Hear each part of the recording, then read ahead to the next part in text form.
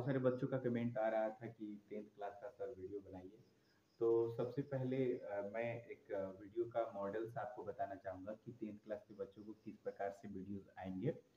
10th class के जितने बच्चे हैं उनको मैं आपको बता दूँ कि साइंस और एसएसटी के लिए complete video topic wise to topic wise आएगी। और हर तरीके से कोशिश किया जाएगा कि 10th के जितने भी बच्चे इस बार बोर्ड के एग्ज़ाम देने वाले हैं, उनको बेहतर से बेहतर हेल्प हम कर सकें ऑनलाइन के माध्यम से। तो जो बच्चे हमारे इस चैनल को सब्सक्राइब किए हैं, तो सब्सक्राइब किए हैं तो शेयर करें और नहीं सब्सक्राइब किए हैं तो सब्सक्राइब कर लें। और इस वीडियो का तुरंत अपडेट लेने के लिए बेल आइकन को दबा देंगे। सबसे पहले मैं बता दूं कि जितने भी बच्चे 10th क्लास के इस बार एग्ज़ाम देने वाले हैं, उनको सबसे इम्पोर्टेंस कुछ वीडियोस जो होंगी वो 3 पार्ट्स में होगी। एक तो होगा कि सभी बच्चों को टॉपिक वाइज़ टॉपिक यानी चैप्टर वाइज़ चैप्टर एक वीडियोस प्रोवाइड होंगी और दूसरी जो वीडियोस होंगी वो एक शॉर्ट क्वेश्चन के लिए होगी और एक जो वीडियो का टाइप होगा लॉन्ग क्वेश्चन के लिए होगा और एक जो वीडियो का टाइप होगा वो आपको एमसीक्यू के लिए होगा।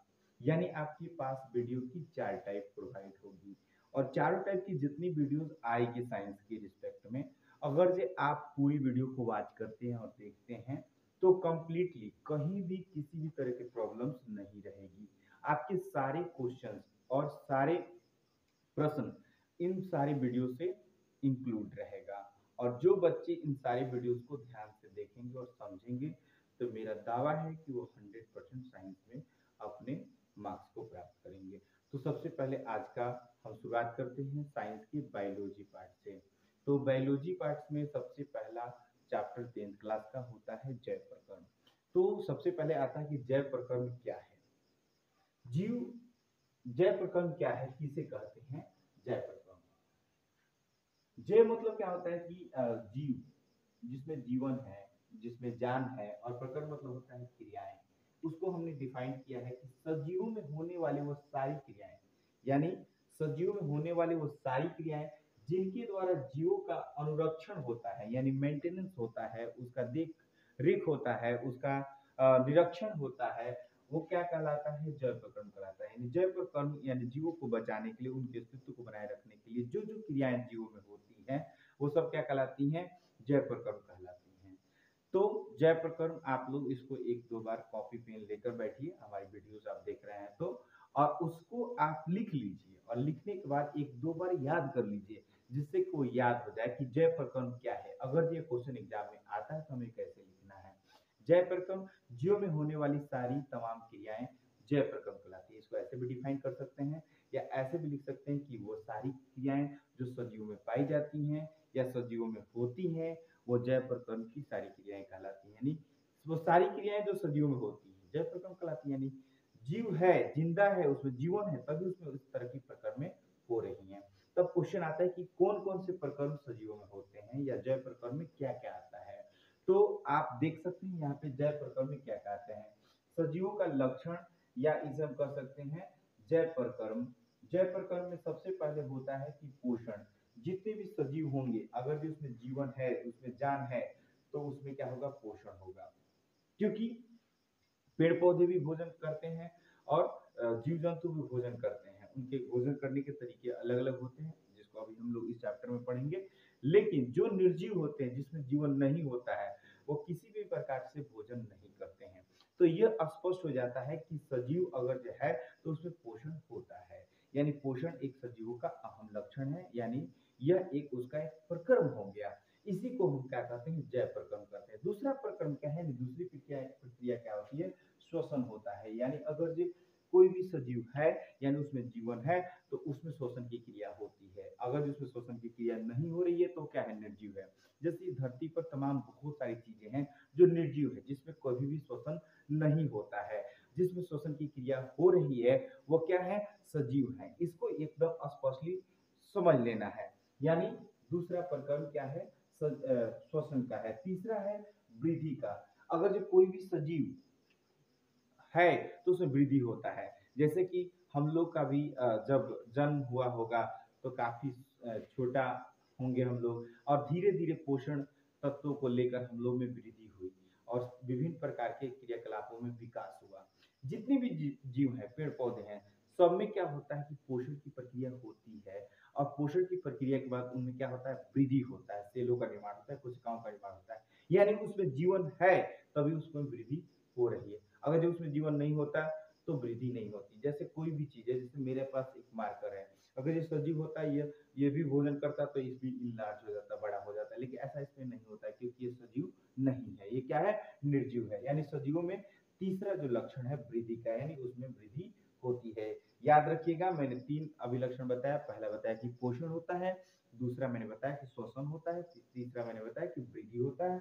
चौथा एक बहुत ही महत्वपूर्ण लक्षण है जो सजीव में पाया जाता है, निर्जीव में कभी नहीं पाया जाता है। सजीव अपने जैसे जीवों को जन्म देते हैं। सजीव क्या करते हैं, अपने जैसे जीवों को जन्म देते हैं। यानी जो भी जीव है वो अपने जैसे जीव को अपने इस प्रकृति में छोड़कर जाता है और खुद मर जाता है। अर्थात वो अपनी प्रकृति में इस अपनी जनन को अपनी संख्या को बनाए रखने के लिए अपने सजीव को जन्म देता है। यानी यह भी एक सजीव का क्या है, लक्षण होता है। यह भी सजीव का एक प्रकर्म के पार्ट आता है। उत्सर्जन, उत्सर्जन तो आप समझ रहे होंगे कि उत्सर्जन क्या है। हमारे शरीर में होने वाले क्रियाकलापों के बाद या जब हम भोजन करते हैं पाचन के बाद विभिन्न प्रकार के उत्सर्जी पदार्थ हमारे शरीर से बाहर निष्कासित किए जाते हैं। तो ये जो बाहर निकलने की जो प्रक्रिया होती है वो सिर्फ किसमें होती है, सजीवों में होती है। निर्जीव में ऐसा कोई प्रक्रिया नहीं होता है कि वो उसके द्वारा किसी भी चीज का निष्कासन हो। यानी ये सजीव है तभी उसमें ऐसी प्रक्रिया हो रही है। यानी सजीवों का यह भी एक अहम लक्षण है उत्सर्जन का। यानी 5 हम लोगों ने पढ़ा, फिर से एक बार मेमोराइज कर लीजिए। अगर हमारी वीडियो देख रहे हैं तो आप कॉपी पेन लेकर बैठ जाइए और इसको नोट कर लीजिएगा कि सजीवों का कितने लक्षण होते हैं। 6 लक्षण हमने मुख्य रूप से बताया। इसके अलावा भी बहुत सारे लक्षण हैं, लेकिन ये मुख्य लक्षण है। तो पहला, पोषण, सजीव होंगे तो पोषण करेंगे ही करेंगे। श्वसन यानी उसमें सांस लेने की प्रक्रिया होगी, यानी सांस में ऑक्सीजन लेंगे और कार्बन डाइऑक्साइड को छोड़ेंगे। दूसरी तीसरी होती है जो वृद्धि होता है, यानी सजीव है तो उसमें वृद्धि होगा। और चौथा जो मैं बताया कि प्रजनन करते हैं वो अपने जैसे जीव को जन्म देते हैं। और पांचवा उत्सर्जन, यानी जब उनमें क्रियाकलाप होते हैं, पाचन की क्रिया या विभिन्न प्रकार की क्रिया, उन क्रियाओं के उपरांत उनसे उनके शरीर से कुछ ऐसे अपशिष्ट पदार्थ जो बेकार हैं वो बाहर निकाल दिए जाते हैं। तो इस प्रकार से हम लोग इस चीज को समझ चुके हैं। और छठा नंबर जो पॉइंट है वो आपका है उद्दीपन के प्रति अनुक्रिया। उद्दीपन के प्रति अनुक्रिया का मतलब क्या होता है कि अगर जो उसमें जीवन है, अगर जो जीव है तो उसमें कोई ना कोई प्रक्रिया हो रही होगी। जैसे मान लीजिए कि हम रास्ते में रोड पर जा रहे हैं और अचानक, आप जानते होंगे आप लोग बच्चे लोग, कि हम रास्ते पे जा रहे हैं, कोई जोर से हॉर्न बजाता है, तो हॉर्न बजाने के बाद हम तुरंत साइड में आ जाते हैं। यानी हम सजीव हैं, इसलिए हमें एक क्रिया हुई साउंड को सुनकर, आवाज को सुनकर। पेड़ पौधे में आपने देखा होगा छुई मुई का पौधा को, लाजवंती उस पौधे को कहते हैं। जैसे उसके पत्ते को हम छूते हैं तो उसका पत्ता क्या होता है, धीरे से मुड़ने लगता है, यानी मुरझाने लगता है। यह क्यों होता है, क्योंकि वो सजीव है। आपने पेड़ पौधों को भी बहुत तेज धूप में झुलसते हुए या उनके पत्तों को झुकते हुए देखा होगा। यह स्पष्ट करता है कि वो सजीव है, इसलिए ऐसी एक्टिविटीज हो रही है। जैसे बेंच, कुर्सी, टेबल कुछ भी अगर हम धूप में रख देते हैं तो उस पर कोई इफेक्ट नहीं होता है। जैसे आपने चींटी को भी देखा होगा, चींटी अगर किसी रास्ते से जा रही है तो उसके रास्ते को बदलने के लिए हम चीनी के टुकड़े को क्या करते हैं, दूसरे रास्ते पर रख देते हैं, तो चींटी क्या होती है, अपनी उस रास्ते से मुड़कर दूसरे रास्ते की तरफ चली जाने लगती है। अर्थात उसमें उद्दीपन हो रहा है, वो सजीव है। जैसे आपने घोंघा को देखा होगा, घोंघा अगर जब किसी रास्ते से जा रहा है तो उसके आगे अगर जो नमक रख देते हैं तो अपनी दिशा को बदल देता है। अर्थात वो सजीव है, इसीलिए ऐसा क्रिया हो रहा है। यानी सजीवों के अंदर उद्दीपन के प्रति अनुक्रिया होती है। हम लोग भी अगर जब धूप में निकलते हैं, अत्यधिक तेज धूप होती है तो हम धूप से बचने का हमेशा प्रयास करते हैं, और तेज ठंडी भी होती है तो उससे भी बचने का प्रयास करते हैं, इसलिए क्योंकि हम सजीव हैं। लेकिन कुर्सी, टेबल, बेंच को अगर हम धूप में रख देते हैं, ठंडे में रख देते हैं, तो क्या वो भागता है, वो छुपता है? नहीं छुपता है, क्योंकि उसमें सजीव है ही नहीं, उसमें कोई उद्दीपन की प्रति अनुक्रिया नहीं होती है। मुझे लग रहा है कि ये बातें काफी अच्छे से आप समझ चुके होंगे। यानी सजीवों में जितने लक्षण होते हैं वो सजीवों के जैव प्रकरण कहलाते हैं। सजीवों में पाए जाने वाली वो सारी क्रियाएं सजीवों को अनुरक्षण करती हैं, वो क्या कहलाती है, जैव प्रकरण कहलाती हैं। तो जैव प्रकरण के हमने यहाँ पे 6 टाइप्स आपको बताया, जिसमें हम लोग को आज की टॉपिक्स में पढ़ना है। सबसे पहला जो है पोषण यानी न्यूट्रिशन को पढ़ना है। तो देखिए बच्चे, आप लोग यहाँ पे आइएगा, ये सारी बातें आप लोग समझ चुके होंगे। अगर जो आपको कोई बातें समझ में नहीं आ रही तो वीडियो को बैक करके और फिर से एक बार देख लीजिएगा, आपको स्पष्ट हो जाएगा। पोषण, पोषण क्या है? पोषण वह विधि है जिसमें जीव द्वारा, पोषण वह विधि है जिसमें जीव द्वारा पोषक तत्वों के अंतर्ग्रहण एवं उपयोग होता है, पोषण कहलाता है। यानी पोषण एक ऐसी प्रक्रिया है जिसके द्वारा भोजन का अंतर्ग्रहण होता है और उसका उपयोग होता है। क्या कहलाता है? पोषण कहलाता है। इसको 2-4 बार याद कर लेना है और इसको लिख लेना है कि पोषण वह प्रक्रिया है जिसके द्वारा भोज्य पदार्थों का अंतर्ग्रहण होता है और उसका उपयोग होता है। फिर से एक बार बोलेंगे कि पोषण वह प्रक्रिया है जिसके द्वारा किसी भी भोज्य पदार्थों का अंतर्ग्रहण किया जाता है और उसके बाद उसका उपभोग किया जाता है या उपयोग किया जाता है। जब हम उसका उपयोग करते हैं तो ये पूरी प्रक्रिया पोषण कहलाती है। तो पोषण को आप लोगों को डिफाइन कर देना है, लिख देना है। फिर क्वेश्चन आता है कि पोषण की कितनी विधियां होती हैं? तो पोषण की 2 विधियां होती हैं। पोषण की कितनी विधियां होती हैं? 2 विधियां होती हैं। एक तो होता है स्वपोषण और दूसरा होता है परपोषण। स्वपोषण क्या है? और स्वपोषण ऑटोट्रॉपिक न्यूट्रिशन, मतलब स्वपोषण का मतलब होता है कि वैसे पोषण की प्रक्रिया जो स्वतः होती है, स्वतः होती है, उसमें किसी की हेल्प लेने की जरूरत नहीं पड़ती है। और परपोषण जिसमें क्या होता है कि पोषण के लिए उसे किसी दूसरे जीव पर आश्रित रहना पड़ता है। मैं इसको डिफाइन कर देता हूँ खूब अच्छे से परिभाषा के साथ। लेकिन एक बात समझ लीजिए कि पोषण की कितनी विधियां होती है? 2। याद रखने के लिए है कि पोषण की 2 विधियां होती है, स्वपोषण और परपोषण। और स्वपोषण के कोई भी टाइप्स नहीं होते हैं, बल्कि परपोषण की 3 टाइप्स होते हैं। आप देख रहे होंगे यहाँ पे लिखा हुआ है मृतजीवी पोषण, परजीवी पोषण और प्राणी संपोषण। तो पर पोषण की कितने प्रकार होते हैं? 3 प्रकार होते हैं। एक बार फिर से इसको डिवाइडेशन को देख लेंगे कि पोषण की 2 विधियां होती है, स्वपोषण, परपोषण। परपोषण की 3 विधियां होती हैं, मृतजीवी पोषण, प्राणी संपोषण, परजीवी पोषण। प्राणी संपोषण, परजीवी पोषण। तो ये 3 प्रकार को हम लोग डिफाइन करते हैं। तो देखते हैं नेक्स्ट में। अब हम लोग पढ़ेंगे स्वपोषण क्या है। देखिए अभी हम लोगों ने देखा कि उसका एक चार्ट देखें। स्वपोषण को ग्रीक भाषा के 2 शब्दों से मिलाकर बनाया गया है। ग्रीक भाषा के 2 शब्दों को मिलाया गया है, तो स्वपोषण को ऑटोट्रॉप कहा गया है। ऑटोट्रॉप मतलब, ऑटो मतलब क्या होता है? ऑटो एंड ट्रॉप 2 शब्दों से बना है। यहाँ आप देख सकते हैं ऑटो मतलब होता है स्वतः और ट्रॉप मतलब क्या होता है? पोषण। यानी स्वपोषण को ऑटोट्रॉपिक न्यूट्रिशन कहा जाता है।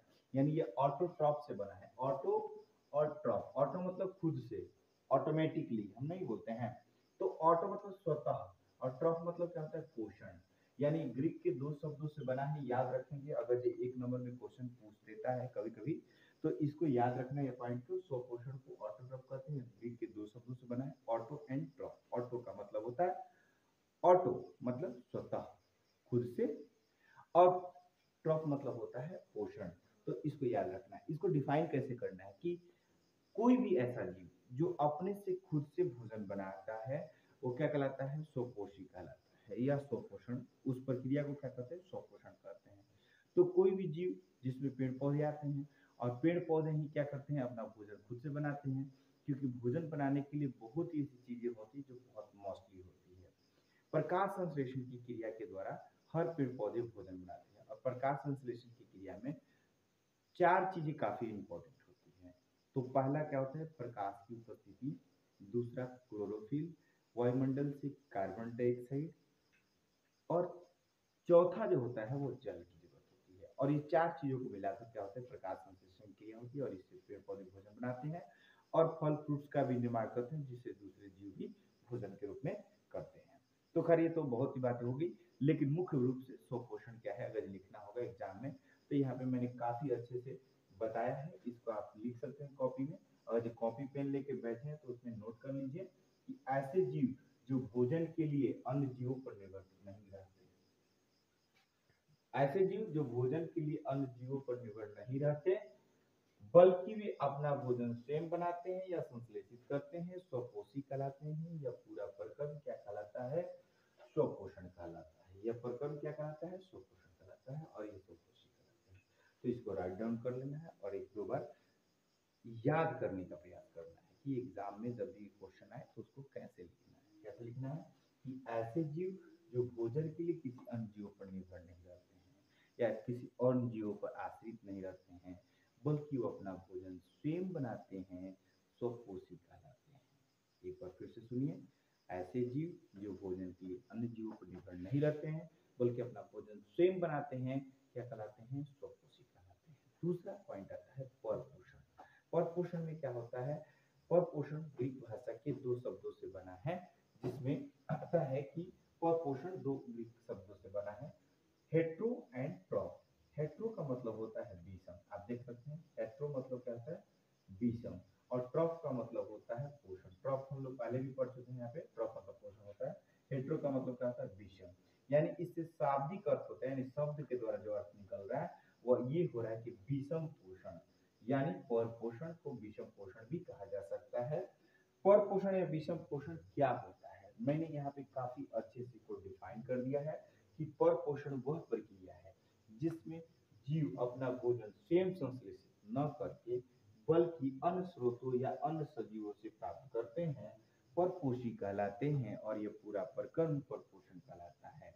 अर्थात दोनों को बहुत ही सरल भाषा में समझे तो स्वपोषण जिसमें जीव अपना भोजन स्वयं बनाते हैं, और परपोषण जिसमें जीव अपना भोजन स्वयं न बनाकर बल्कि दूसरे जीवों पर आश्रित रहते हैं या दूसरे स्रोतों पर आश्रित रहते हैं, इसे क्या कहते हैं?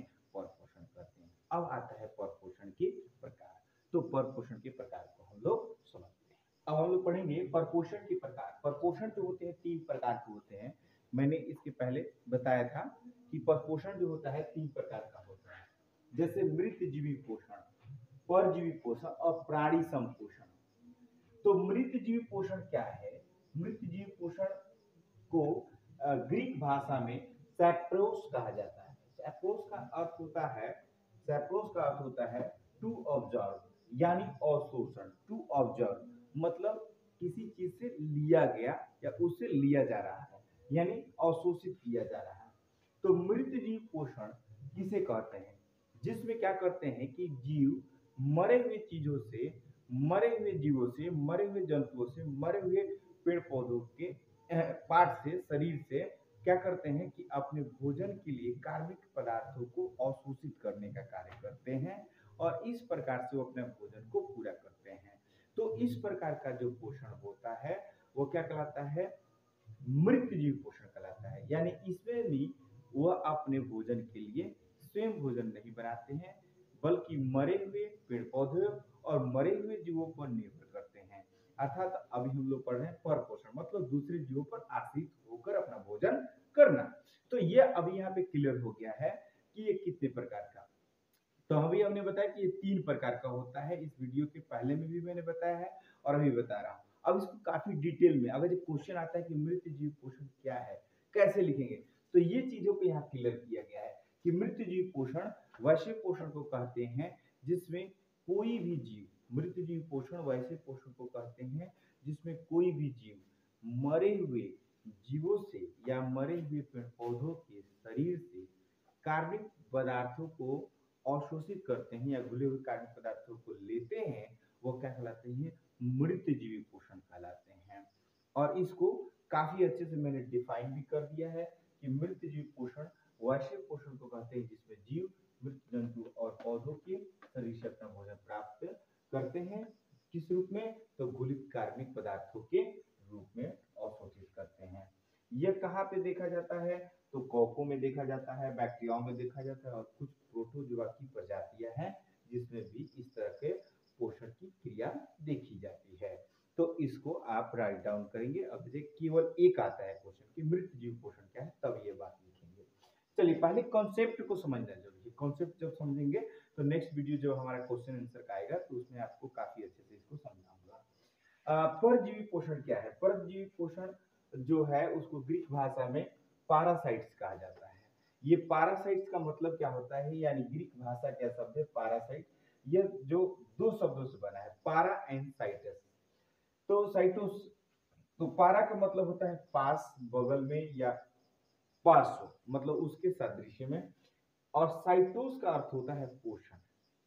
यानी कोई भी जीव पर किसी के जीव के पास में रहकर या उसके ऊपर रहकर उसके स्थान पर कुछ समय के लिए रहकर या सदा के लिए रहकर, मतलब कैसे भी उसके पास में उसके बगल में बैठकर वो अपने भोजन को प्राप्त करते हैं, क्या कहलाते हैं, परपोषी कहलाते हैं। जैसे आपने कभी देखा होगा कि जूं होते हैं, जूं होते हैं, माथे में क्या होता है, रहते हैं और वो क्या करते हैं, दूसरे मांस में हमारे ब्लड जो होते हैं उसको चूस चूस कर अपना भोजन करते हैं। तो एक प्रकार से वो भी क्या है, परजीवी है, मतलब जीव दूसरे जीव पर आश्रित है। आपने गाय भैंसों को देखा होगा, उसमें जो जोंक होते हैं वो क्या होता है, चिपक जाते हैं और वो उससे खून निकाल कर अपना भोजन को प्राप्त करते हैं। तो कहीं ना कहीं वो उस जीव पर आश्रित है। या बहुत ऐसे जीव हैं जो किसी न किसी तरीके से एक जीव दूसरे जीव पर आश्रित रहते हैं। तो इस प्रकार से दूसरे जीव, जैसे हमारे पाचन ग्रंथियों में बहुत सारे बैक्टीरियाएं हैं जो क्या होते हैं कि आश्रित हैं।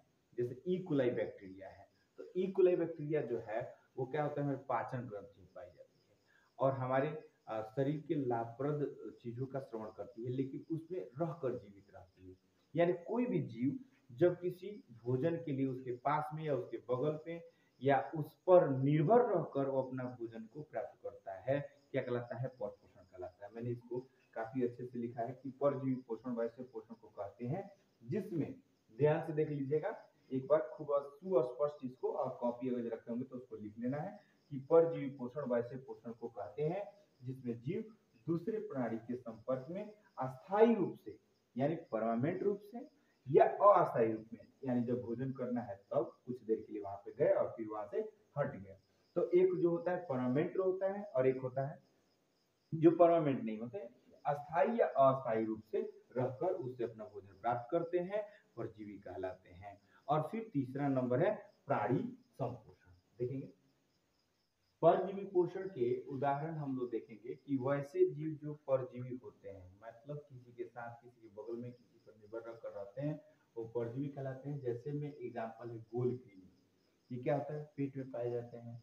हुक कृमि, टेप बॉम, एंट अमीबा, हिस्टोलिटिका अमीबिया पेचिस को उत्पन्न करता है। मलेरिया परजीवी जो मलेरिया को उत्पन्न करता है। ये सब क्या है, परजीवी के रूप में दूसरे जीवों में शरीर में प्रवेश करके आश्रित रहते हैं। तो यह एग्जाम्पल हो गया परजीवी का। चलिए अब आता है प्राणी संपोषण। प्राणी संपोषण क्या है कि ग्रीक शब्द होलोजोइक से बना हुआ है। होलोजोइक दो शब्दों से बना है, होलो और जोइक। किससे बना है, होलो और जोइक से बना है। तो होलो का मतलब होता है पूर्ण रूप से या पूरी तरह से, और जोइक का मतलब होता है जंतु। यानी पूरी रूप से या पूरी तरीके से जंतुओं की तरह भोजन करने की जो पद्धति होती है वो क्या कहलाता है, प्राणी संपोषण कहलाता है। ये प्राणी संपोषण ऐसी पोषण की विधि है जिससे प्राणी अपना भोजन ठोस या तरल रूप में जंतुओं के भोजन ग्रहण करने के रूप में करते हैं। जैसे मान लीजिए मनुष्य मुंह से खाता है, जो घाती होती क्या होती है, पेड़ों की छाल को छील छील के खाती है, घोड़ा मुख मुख से खाता है, मतलब जो भी खाने की प्रक्रिया है जंतुओं का, जीवों का, ये जंतुओं का जो खाने की प्रक्रिया है, वही प्रक्रिया क्या कहलाती है, प्राणी संपोषण कहलाती है। यानी इसमें हमने इसको स्पष्टली रूप से यहाँ पे दर्शाया है कि प्राणी संपोषण वैसे पोषण को कहते हैं जिसमें प्राणी अपना भोजन, देखिए ध्यान से पढ़िएगा, ठोस या तरल रूप में, किस रूप में, या तो ठोस रूप में लेंगे या तो तरल रूप में लेंगे। हवा तो कोई पीता नहीं है, इसलिए गैसीय रूप में लेगा नहीं, इसलिए दो ही रूप में लेगा, ठोस रूप में लेगा या तरल रूप में लेगा। और ये जंतुओं के भोजन ग्रहण करने की यह विधि जो होती है, ये क्या कहलाती है, प्राणी संपोषण कहलाता है। और जैसे में देख लीजिए, जैसे मेढक, मेढक क्या करता है, खुदक खुदक कर अपने जीभ से लंबा जीभ कर लेता है और कीटाणुओं को पकड़ लेता है, तो उसका एक भोजन करने का पद्धति अलग है। गिलहरी, गिलहरी क्या करती है, अपने दांतों से पकड़ कर किसी भी चीज को काटती है, काटने के बाद खाती है। मनुष्य मनुष्य जैसे कि हम लोग अपना भोजन करते हैं, घोड़ा मुख से भोजन करता है, हम लोग अपने हाथ से खाते हैं, गाय क्या करती है, अपने सूंड से खाती है। तो सबका खाने का तरीका अपने अपने अनुसार, इसीलिए इसमें ये बात को लिखा गया है कि ठोस या तरल रूप में जंतुओं का भोजन ग्रहण करने की विधि, यानी जंतु जिस विधि से भोजन ग्रहण कर रहे हैं वही विधि क्या कहलाएगी, प्राणी संपोषण कहलाएगा। यानी जंतु उसमें अपने तरीके से भोजन को ग्रहण करते हैं तरल या ठोस रूप में, तो प्राणी संपोषण कहलाता है। मुझे लग रहा है कि बहुत अच्छे से ये समझ में आया होगा। और अगले वीडियो में हम लोग नेक्स्ट टॉपिक की बात करेंगे, जिसमें स्पेशली वीडियो होगा पौधों में पोषण तथा जंतुओं में पोषण, और उसके बाद उसका एक और अगला वीडियो होगा जो मानव में पोषण होगा। तो ये पूरे चैप्टर की 3 कंप्लीट वीडियो मिलेगी। ये पहला वीडियो है, इसको पूरा एक बार फिर से देख लीजिएगा